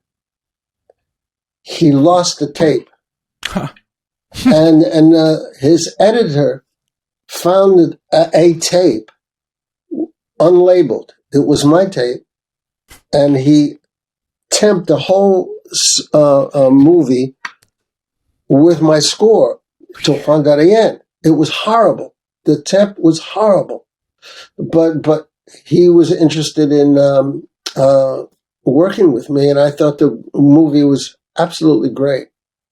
Great movie. That's crazy. That is amazing. This hour's going by so fast. We're going to take a quick break, and when we come back, much more with Elliot. We'll be right back on Score the Podcast. Hey guys, it's good to see you. I wanted to tell you about this thing called More Score. Have you heard about this? I have heard about it but that's because I read everything. So I mean, there's very little. It gets printed daily, and I'm on it, delivered to your front doorstep. Yes, More Score is what it is. It's our new Patreon show, and all of our listeners can go check it out. We're putting out episodes all the time, and you're probably wondering, what's Patreon? Have you heard of Patreon Could you tell before? me? Rob, I'd be delighted to tell you. Patreon is a website where our fans basically can crowdfund and tell us the type of content that they would like us to be able to go produce. So we've been going out and doing interviews with people. Obviously, we've interviewed you both directly there, and a little bit about your lives and the people who you've crossed paths with, but also Carlos Rafael Rivera of the Queen's Gambit on Netflix, and the guys from Cobra Kai, which it was kind of cool. We found out that when we recorded with Chris Beck for Score a Film Music Documentary, those guys were just getting coffee. They might have offered us coffee. I think Zach said they did, I think. And it was great coffee, which was a great sign for their futures. Yes. I remember that, and he actually told me that his career has been completely downhill since that moment. But that wasn't in the interview, so it doesn't count. If he said anything of the sort, then it wasn't on the record. Okay, Zach, sorry, man. But we're putting these episodes out all the time. More Score. How do you get to it? You can go to patreon.com/morescore. Or download the Patreon app and search More Score. Oh, of course, here's my alarm going off right as we're recording this. That's because it's so exciting. You've like set the alarm off. This is like these little reads that we're doing right now for More Score are, we're going to do a couple of them, and our listeners can collect them all if they aren't hitting that little 15. You should make an button, NFT out of them. Yeah. There's. I was going to say, you can make a non-fungible token out of a More Score read. Yeah, we could do that. We do have an Or official season 4 Score the Podcast NFT that's now available. We have one for each season, not for each episode, but for each season. So if anyone out there, but we're getting off track. More Score is on Patreon. It's you can go to it, patreon.com/morescore. We're putting out episodes all the time, and it's extra stuff. It's stuff you won't hear on Score the Podcast. Access to different people, interesting voices, and for your support, we have these perks too. So you can get a pretty cool little collector's T-shirt that we're putting out now. This coffee mug that's pretty cool. It has all the kind of our orchestra instrument look on it. It's pretty cool stuff. So you can support us there, patreon.com/morescore. Hi, this is Howard Shore. You're listening to Score the Podcast. Now let's go back to the program. Welcome back to Score the Podcast, presented by Spitfire Audio. We're here with Oscar-winning composer Elliot Goldenthal. Elliot, earlier you brought up Batman Forever, and obviously we just hit the 1-year mark of losing Joel Schumacher. I'm wondering, how would you characterize your guys' working relationship? You worked on a few movies together, but big ones, big at the box office, and it was a big decade for you guys working together. What was your relationship like working? Well, in the Batmans, Joel was under extreme pressure, but yet through all that pressure, he let me do my thing, and my thing meaning I wanted to compose his movie completely, not look back at the history of the other Danny's wonderful work on the other movies, or think about anything else. And Joel's sensibility was very theatrical and comic book like. It was a very, very. It didn't take itself very seriously, in a good way, and that was Joel's philosophy. It's disposable culture. It can be great, but it's just like a comic book. You know, and it's not like Sturm und Drang, and it's not like something that you have to wring your fingers and hands and sweat. But he wanted it to be fun, heroic, zany, at times a little rebellious, and it was a big movie, so he wanted a big orchestral sound. And he wanted a new Batman theme. It was a new Batman mobile. It was a new Batman, so he wanted a new Batman theme. But everyone knew that the television show and Danny's music and whatever had its own contributions. Well, right now there's, a million superhero themes every day, every week something comes out. But back then, a superhero movie came out not very often, and it was a really big deal. And I specifically remember that movie being like a crazy marketing budget. I mean, everywhere you looked, it was Batman Forever, the bright colors, it was on fast food cups, everything. Can I persuade you to take a sandwich with you, sir? I'll get drive-through. How early were you working on that film, and was that pressure for you? I mean, in our documentary, you talked about seeing the movie poster and seeing those deadlines in the subways. That movie was everywhere, and there was a lot going on with that money-wise. Were you feeling that? It goes back to what I said about the car accident. When it gets up to that moment, it was just, one foot in front of the other. Head down. That was head down. Exactly. How early were you writing the themes on that? Did you have a head start, or were you looking at picture when you? Yeah. About a good 6 months before that, he wanted me to record along with Warner's. I think we wanted to record a good 15, 20-minute sample with a full orchestra. Wow. Because I was listening through especially the villain themes, and once you see Jim Carrey on screen, did he change any of the themes when you saw him on screen with Tommy Lee Jones and the colors and just the way they were it's so zany, and there's so many different styles of music utilized when Edward Nygma is on the screen. How much did that influence your themes? Absolutely. I wanted more and more and more and more in terms of input. I react to the movie. I don't subject my music on the screen. The screen tells me what to do. I'm a part of collaboration, and one of the next to last collaborators is me. And I wanted more and more in terms of effects, visual effects, computers effects. I wanted to see more. So everything influenced me. Colors, editing. I think there's even a theremin in there at one point. Yeah, because, in that scene, he's showing all his gadgets, and it's kind of, it alluded to the fantastical elements of 1950s scientific futuristic gadgets, and that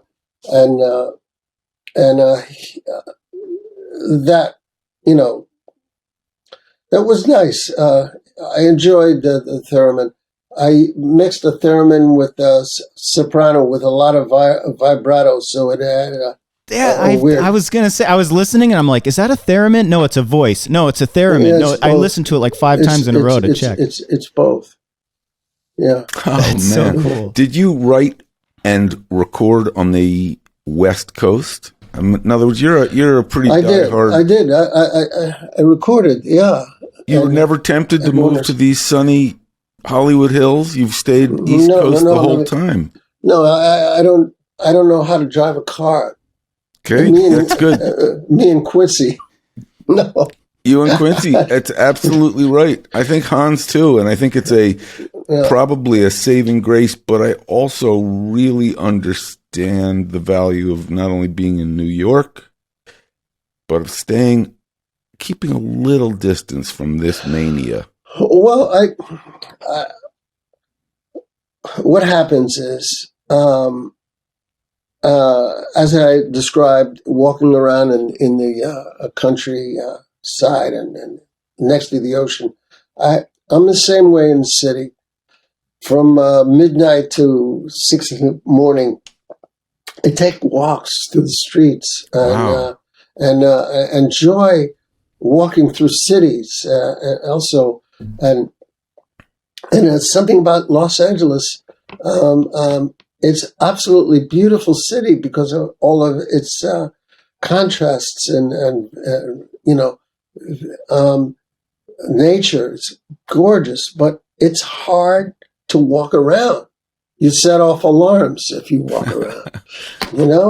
Yeah. But I found that going to Los Angeles and working with the great musicians in Los Angeles, recording musicians, it's just amazing. Sight reading, just amazing. I enjoy going out there and feeling, especially in December, feeling. No kidding. Take my. It's the perfect. In some ways, the perfect combo, and I won't bore you with the details of my next book, which after Midnight Cowboy, which is all New York, I've started the book The Big Goodbye, which is the story of Chinatown and the great melancholy and desolation of Los Angeles that Robert Towne, the screenwriter, feels, and he mentions walking, but he mentions walking in this kind of Raymond Chandler-esque sunlight and shadow. So interesting. I wanted to ask you, just curiously enough, I don't know any other composer, I'm trying to think, who has actually scored the films directed by his wife. That is, I think, unique in the annals of film history. I don't know if it exists. I just wondered, I mean, I can't imagine if my wife came in while I was writing music and said, I don't think so. You gotta have something else. It'd just be curious. I think our audience who loves and adores your scores would love to know, how do you keep your own sense of what's right for the film when your actual partner says, this is what I need, or this is what or I love you, dear, but this doesn't work? Has there ever been a secret to how that all worked out?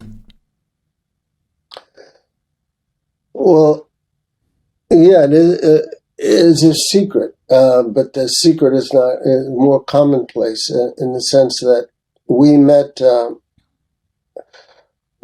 working together in the theater, Nice. We met in 1981, and we worked solidly for 5 years in the theater before anything romantic happened.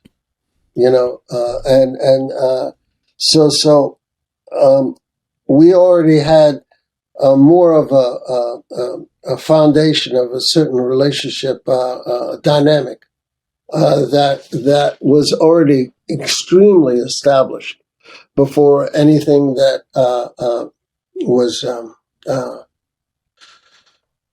romantic dynamic. So of course, what you say, if I'm working on something and she happens to enter the room, she might, not like what you're hearing, but I say, wait until the musicians show up, wait until this, wait until that.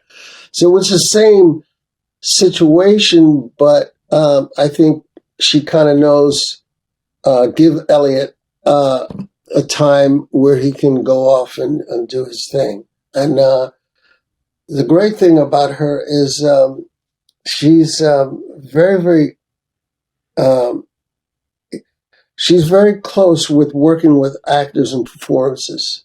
So, and during the editing process, she gives me the opportunity to see if the music can enhance the scene before she edits it. And for example, we did 2 movies that I'm very proud about. One, especially proud, is Titus. In the Anthony Hopkins and in that movie, Shakespeare movie, she decided not to use any temp music but my own music from various movies. That didn't work out, and because that was the best of what I was capable of. I was lucky to find those themes in other movies. So when she temped it, I said, "Oh, I was already lucky once. I can't imagine doing it again. Going down that same road and having to pave the same road." So that was very difficult in terms of working relationship because of that temp music situation. On Frida, she said, "Throw that out. Now just compose from scratch, no temp music whatsoever. I'm going to show it for producers, the studio, whatever." It was Harvey Weinstein at the time. Everything you do, just do it on the screen, and that's the way it is. And I found that she gravitated toward the first impressions that I did as a composer more than anything else. That music is wall to wall in the film too. I mean, there's whether Titus and Frida. Titus and Frida. There's not only the score, which is magnificent, but there are little conjuntos playing, and people going by on a truck playing, and people in the back of a restaurant playing. I mean, it's just you're immersed, lusciously musical and wonderful and well deserving. And you write the song at the end with Julie. Right, Bernard Blue, Caetano Veloso, and Leela Downs. Oh God, I love both artists too. Yeah, so and this year we did Glorious, The Glorious. So that's this year's collaboration. I was curious about the Glorias because there's a kind of Dwayne Eddy guitar in there, and I thought, well, is Glorious Steinem like a Western hero here in a sort of, it starts with her coming into North Dakota or wherever that is, South Dakota, Sturgis, the bicycle rally, and that makes sense, and the boots go down on the ground, the motorcycles. But I thought, I actually started to have a little bit of I have to go back and listen to Elliot's work. Is he like, there's the guitar there's the guitar in all throughout Frida. I started to think, is guitar your secret weapon, or was it just accidental? It's another color we all grew up with, and the guitar is capable of doing so many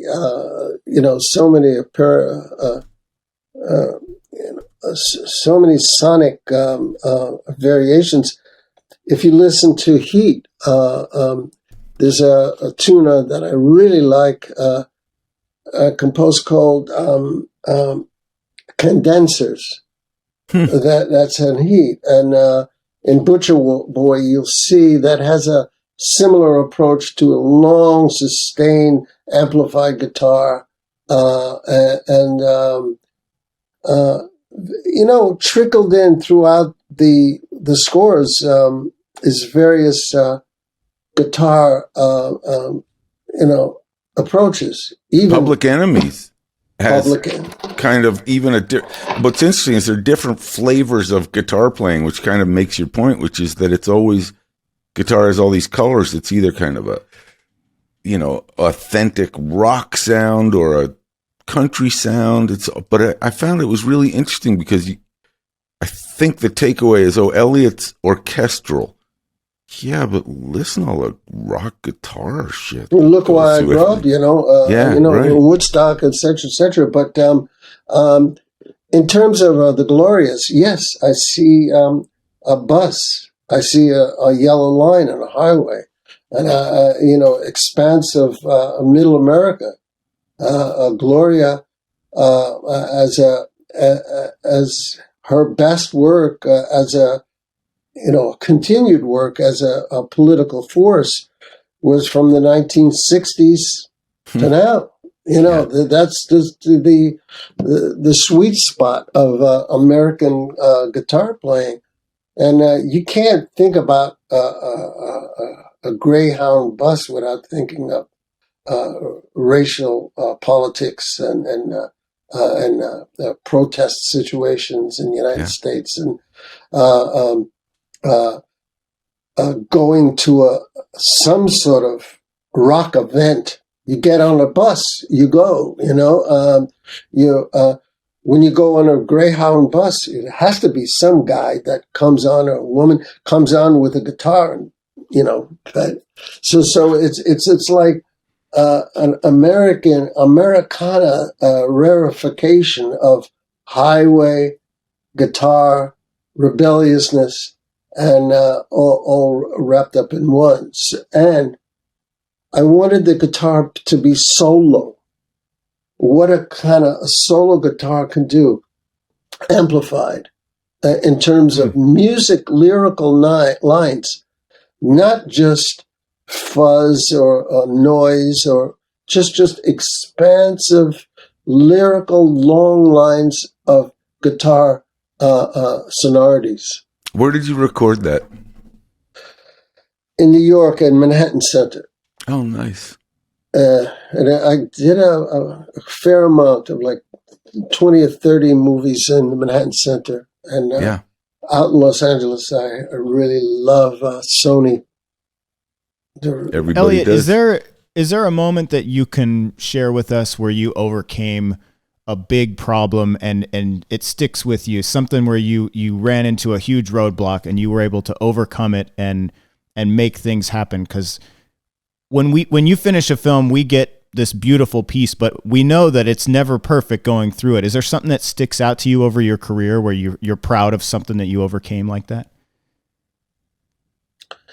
It always feels like everything is, an obstacle you have to overcome. It's always difficult. You sit down to a movie, movie, and it's like, oh my God, this is so difficult. What am I going to do? Always that way. What do you do next when you hear that voice in your head say, because I don't know any artist that wouldn't say, I can't do this, they got the wrong guy. But there's always some kind of system or technique that artists have. What is yours for when you look at the picture and you think, this is so difficult? Do you just start noodling? Or do you take a night walk? No, my technique is to watch the actor's eyes and see what's behind the eyes, see what the machinations. At one point, the director, an actor snaps into the decision. It is something in an actor's eyes that tells you what's going on. And if you can be a part of that, and that starts something. And also in Alien 3, for example, I didn't have that as much, but David Fincher said something to me. He said, when you walk into a room in my movie, I want you to feel immediately fucked. So I said, I see. I wanted to compose the rooms, the space around the actors, not so much the actors, but the environment. So you say, like, uh-oh, what's that? I hear something. Don't you hear that? Oh, man, I just heard something. Didn't you? No, I didn't hear anything. Oh, yes. It's something like that. And that was the key into that. What a great note. I mean, it's dread. And it's the unknown. That's right. And the other thing in that picture, I wanted to use a boy soprano. The very, very vulnerable child. The idea of and I also wanted to use a regular old piano, and because a piano reminds you of domestic experience, life on Earth, and a child connects us to all our own vulnerabilities. So I wanted that to play along with very, very, very sometimes dissonant and scary orchestral music around you. I'm trying to think. I've listened to so much of your music over the last few weeks. Which score it felt like had almost a slightly detuned piano, kind of out of tune. And it might have been Aliens that, as much as it was domestic, it made me a little uncomfortable. And I can't remember where it was. And it might have just been a cue in Frida that was like a piano playing along. But I remember thinking, this isn't like a Steinway concert grand. This is a feeling of a little bit of a rickety, just like you said, a spin it. I wonder what brand spin it. Do you know? This is a personal question. Do I had in my house? That you had growing up. Do you remember? It was a weird brand. It was called Everett? Gulbranson. It was okay, Gulbranson. Weird. Yep. Yeah. I just I often like to do that, detuning string instruments. Piano is a string instrument. Yeah. And if you listen to the Beatles, for example, my experience with Across the Universe, I thought about this a great deal.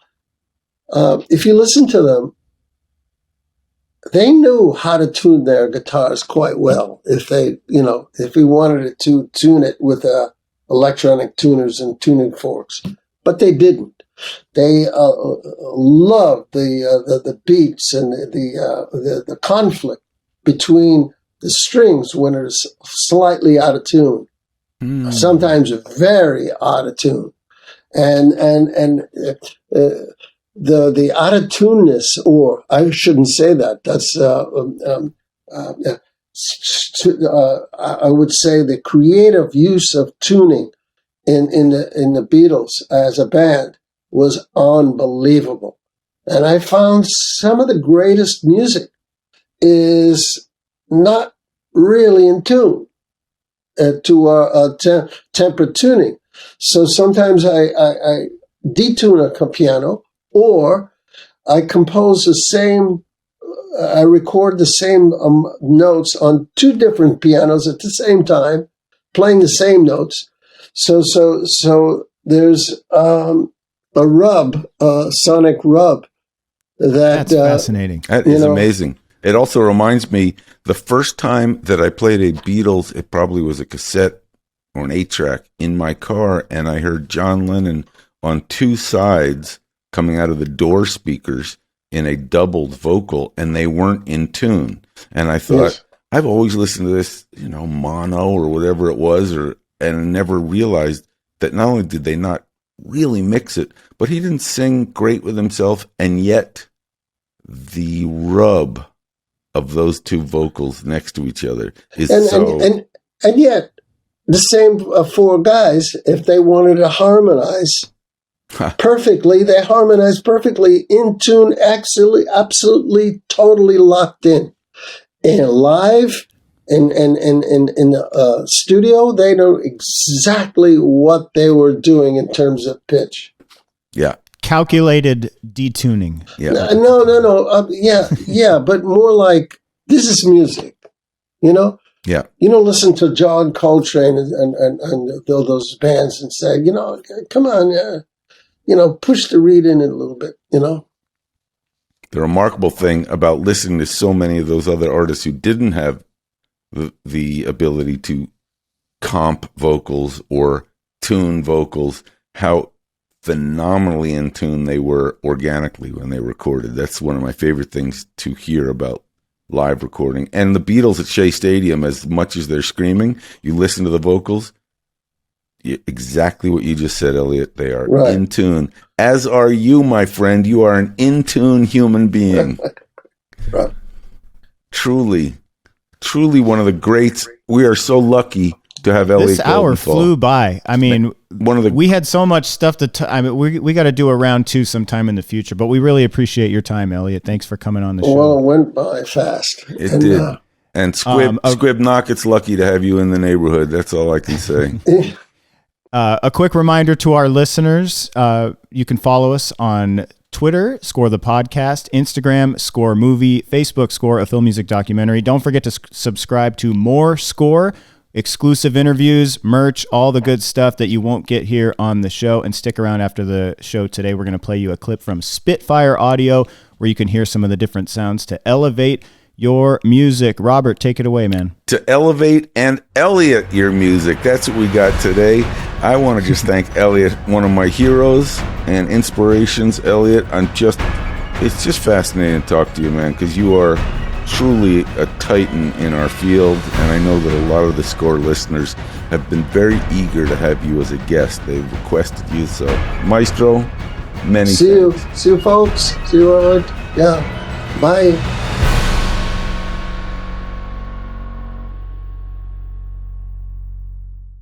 Hey, Score listeners, we are so grateful for the support of Spitfire Audio. They collaborate with people like Hans Zimmer and the Bernard Herrmann Estate to build sample libraries that elevate your music, and you're about to hear a demo of what that sounds like. And remember, if you like what you hear, which I guarantee you will, as an exclusive to Score listeners, Spitfire is offering 25% off your first order using the promo code SCORE2021. That's exclusive to Score the Podcast listeners.